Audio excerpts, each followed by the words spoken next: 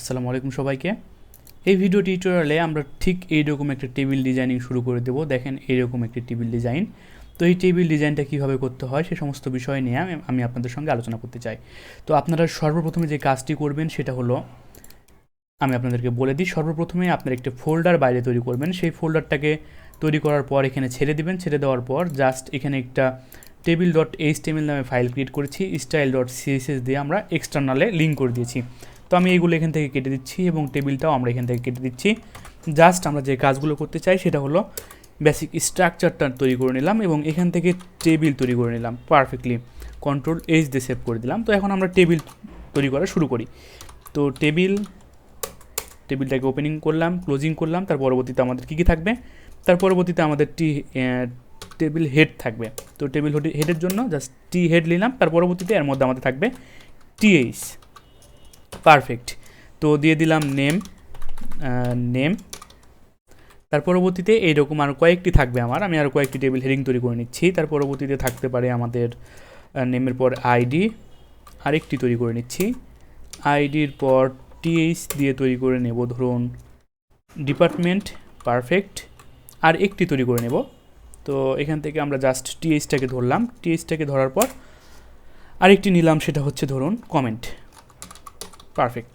Ctrl+H দিয়ে save করে দেখি আমরা আউটপুটটা। দেখেন আমাদের আউটপুটটা কিন্তু এরকম চলে এসেছে, তাই না? তো আমি আপাতত ওপেন উইথ লাইভ সার্ভার দিয়ে কাজটা করতেছি, আপনারা আমার সঙ্গে সঙ্গে সেম কাজটা করে নেবেন।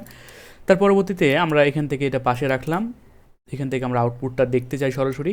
তার পরবর্তীতে এখন আমরা যে কাজটি করতে চাই, আমি একটু বড় করে নিই আপনাদের বোঝার সুবিধার্থে। টেবিল হেডিংটা আমাদের কাজ কমপ্লিট। এখন আমরা টেবিল ডাটা পাঠাবো। তো ডাটা পাঠানোর জন্য আমাদের যেটা তৈরি করতে হবে সেটা হচ্ছে আমাদের টেবিল হেড। তো টেবিল বডি এখন আমরা নিয়ে কাজ করবো, তাই না? তো টি বডির মধ্যে আমাদের কী কী থাকবে, টিআর।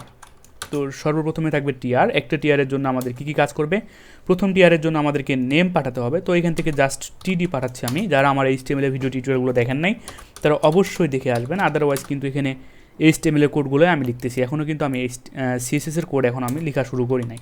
তো জাস্ট টিডি দিয়ে দিলাম। এবার আইডি 191311। তার পরবর্তীতে আমাদের ডিপার্টমেন্ট থাকবে।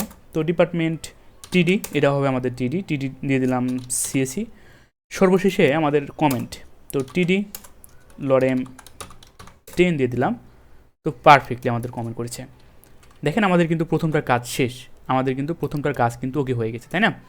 তো এখান থেকে আমরা কিছু কমিয়ে দিচ্ছি আপাতত আপনাদের বোঝার সুবিধার্থে। এখান থেকে আরও কিছু কমিয়ে দিলাম, পারফেক্টলি কাজ করেছে।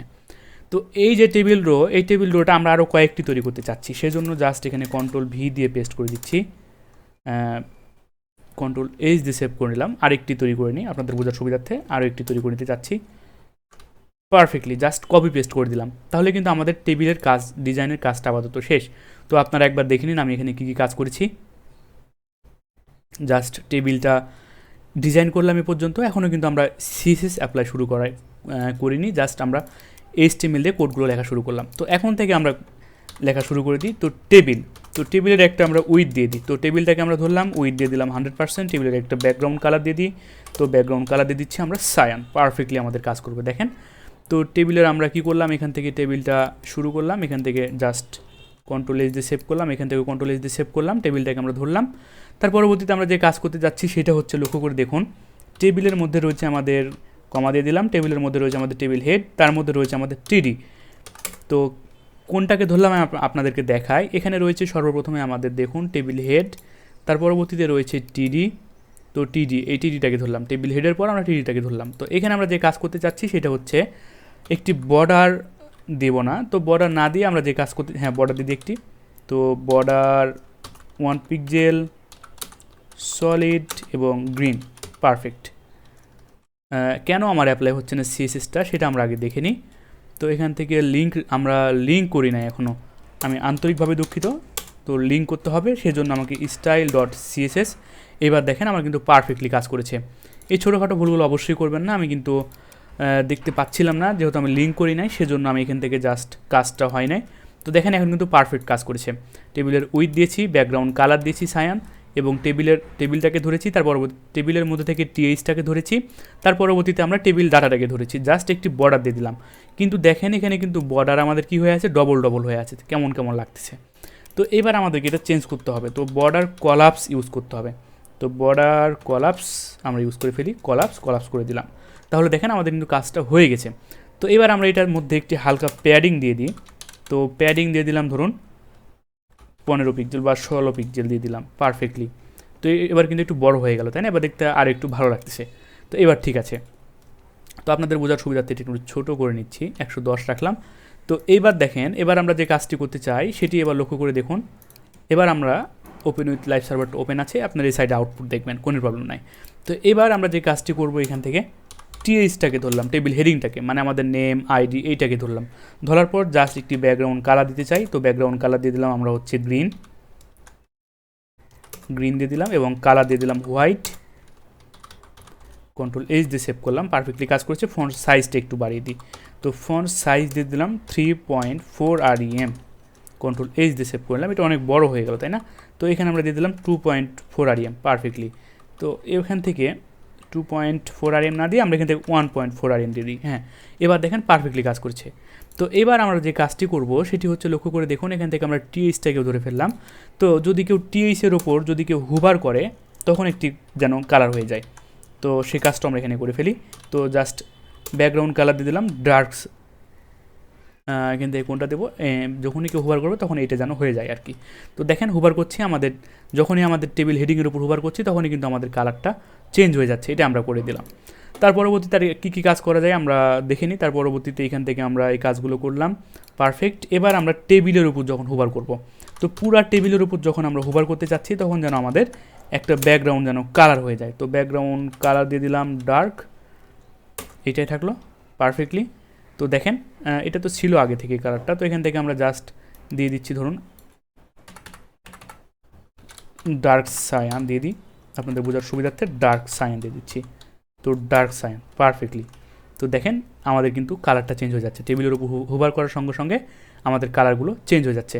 এবার চাচ্ছি টেবিলের টেক্সটগুলো যেন সবগুলো টেক্সট অ্যালাইন সেন্টারে থাকে, সেজন্য জাস্ট টেক্সট অ্যালাইন সেন্টার করে দিলাম। কার মধ্যে করলাম? আমাদের যে টেবিল হেডিং রয়েছে, টেবিল ডাটা রয়েছে, সেটার মধ্যে করে দিলাম। তাহলে দেখেন আমাদের কিন্তু টেক্সট অ্যালাইন সেন্টার হয়ে গেল। তো এবার আমরা যে কাজটি করতে চাচ্ছি সেটা লক্ষ্য করুন। এবার আমরা টেবিল ডাটা নিয়ে কাজ করতে চাচ্ছি। তো টেবিল ডাটা নিয়ে কাজ করার জন্য বা টেবিল রো নিয়ে কাজ করতে চাচ্ছি। দেখেন আমাদের HTML কোডটা আমরা ওপেন করে দেখি, এটা হচ্ছে কিন্তু আমাদের টেবিল রো। এখানে টেবিল প্রত্যেকটা রো রয়েছে, তাই না? প্রত্যেকটা রো নিয়ে এবার আমরা কাজ করব। তো প্রত্যেকটা রো নিয়ে কাজ করার জন্য জাস্ট আমরা এখানে যে কাজটি করতে পারি সেটা হলো, এখান থেকে টেবিল রোটাকে ধরলাম। তার পরবর্তীতে NTH আমাদের যে চাইল্ড রয়েছে সেটাকে আমরা ধরলাম।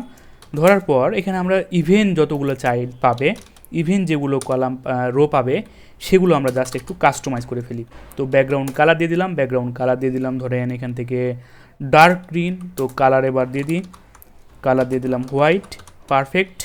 কন্ট্রোল এইচ দিয়ে সেভ করে দিই। তাহলে দেখেন কী কাজ করলো, আমাদের যতগুলা পেলো জোর কলামগুলো, জোর রোগুলো, এটা 1 নাম্বার, এটা 2 নাম্বার, এটা 3 নাম্বার, এটা 4 নাম্বার, সেগুলোর ওপর কিন্তু কালার অ্যাপ্লাই হয়ে গেল, তাই না? তো এখান থেকে ডার্ক গ্রিন না দিয়ে আমরা অন্য কালার ইউজ করি। তো এখান থেকে ধরুন আমরা ইয়েলো কালার ইউজ করতে পারবো, কোনো প্রবলেম নাই। তো আমরা ইয়েলো কালার ইউজ করলাম। তো কালারটাকে এবার আমরা যেটা করব সেটা ব্ল্যাক করে দিচ্ছি, পারফেক্ট। তো এটাও কিন্তু আমাদের হয়ে গেল। তো এবার আমরা বেজোর কলাম নিয়ে কাজ করতে চাই। জাস্ট বেজোর কলাম নিয়ে কাজ করার জন্য এখান থেকে জাস্ট কন্ট্রোল ভি দিয়ে পেস্ট করে দিলাম, এবং এখান থেকে বলে দিলাম ওড। তার পরবর্তীতে এই কালারটা করে দেবো আমরা হোয়াইট, এবং এখান থেকে ব্যাকগ্রাউন্ড কালার করে দেবো আমরা হচ্ছে টমেটো। তাহলে পারফেক্টলি আমাদের কাজ করবে। কন্ট্রোল এইচ দিয়ে সেভ করে দেখি, তাহলে দেখেন আমাদের কিন্তু পারফেক্টলি কাজ করেছে, তাই না? তো দেখেন আমাদের কিন্তু যে সমস্ত জোর কলাম নিয়েও কাজ করেছি, ওড কলাম নিয়েও কাজ করেছি, সেগুলো আমাদের কাজ করা হয়ে গেল। এখন আমরা যে কাজটি করতে যাচ্ছি সেগুলো আমরা হুভার করতে যাচ্ছি। এই টিআরের উপর হুভার করলে যেন আমাদের কালারটা যেন চেঞ্জ হয়ে যায়, সেই কাজটা এবার আমরা করে ফেলি। তো জাস্ট টিআরের উপর হুভার করে ফেললাম, তার পরবর্তীতে একটি ব্যাকগ্রাউন্ড কালার দিয়ে দিলাম। তো ব্যাকগ্রাউন্ড কালার দিয়ে দিলাম ধরুন এখান থেকে কী দেওয়া যায়, ভায়োলেটটা দিয়ে দিই, পারফেক্ট। কন্ট্রোল এইচ দিয়ে সেভ করলাম। তাহলে দেখেন আমাদের যখনই প্রত্যেকটা রোয়ের উপর হুভার করছি তখনই কিন্তু আমাদের কালার চেঞ্জ হয়ে যাচ্ছে। তো আশা করি বিষয়টা আপনারা সকলে বুঝতে পেরেছেন কীভাবে টেবিল তৈরি করলাম। দেখা হবে নেক্সট ভিডিও টিউটোরিয়াল থেকে। আপনারা যদি বিষয়টা না বুঝতে পারেন তাহলে অবশ্যই আপনারা আবারও কোডটা দেখে নেবেন আমার সঙ্গে সঙ্গে আমি এখানে কী কাজ করেছি। দেখা হবে নেক্সট ভিডিও টিউটোরিয়াল থেকে। ধন্যবাদ সকলকে, আল্লাহ হাফেজ।